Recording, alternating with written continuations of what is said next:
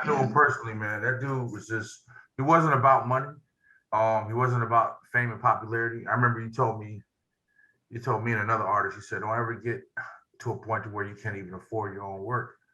And he was painting out of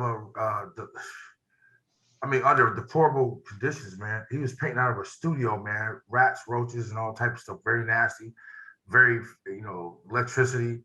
Um, a lot of him was in his work, but a lot of people took advantage of him. I run into some people now that it's like his work now it belongs to strangers, and if he was alive, he wouldn't even know these people. But because he's deceased and the way that they sold his stuff to clean out certain warehouses, people were hiding his work. Now strangers have it, but they know it's worth some money now. But they don't, for whatever reason. It's like they never knew them, never gave a damn about him while he was alive. You know what I mean? But Yeah. now that he's dead and he's worth something, now they want to. It's like people who never met him, and that breaks my heart, man. I know some people now that I'm not gonna mention their names, but they have his bike, his both of his bikes. They have his artwork. His I was like, how could you get his bike? But they got it because I remember him, when he was alive, and it breaks my heart because these people they know it's worth money, but they have no clue. They didn't. A lot of people don't care, man. As long as it's worth a little money, come on, man. So I've met people that had some of his stuff, and uh, some people were hiding this stuff. There are people taking advantage of. I mean, while he was alive, man. And these people can say what they want to say, but they took advantage of it. You keep a purpose for a weekend, you pay him $200 or $300, and he give you like 50 pieces. You know what I mean? It's just come on, dude. And he's done more than that. Like he'll sketch his books and stuff, his those books. And it's like everybody who owns his stuff now, it's like I never knew that. We were never tight. Every caretaker that he had took advantage of it. You know what I mean? So just it's just a world. It's just crazy. And then we had to raise money at the end. I think Alonzo Mourning, he paid the most because I raised some money too.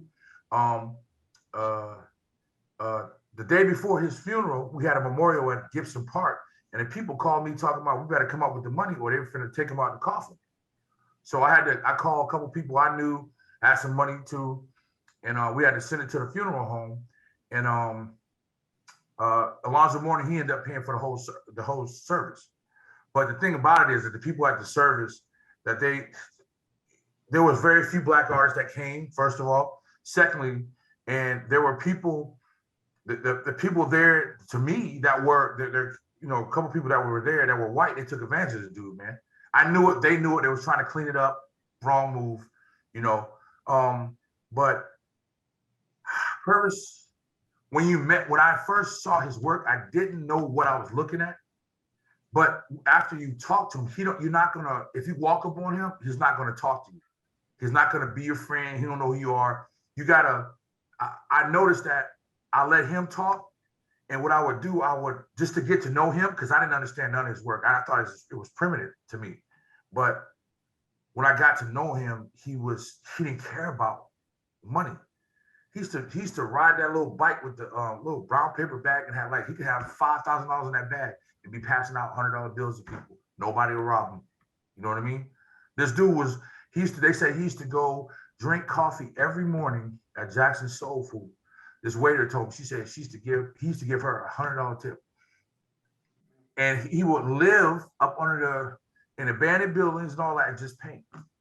And they said one time there was some people in the truck came by was taking this stuff off the building, just taking it off because he said the city wanted to take it. It was just stealing his stuff, man. Listen, man, Purvis, man, that taught me a lot.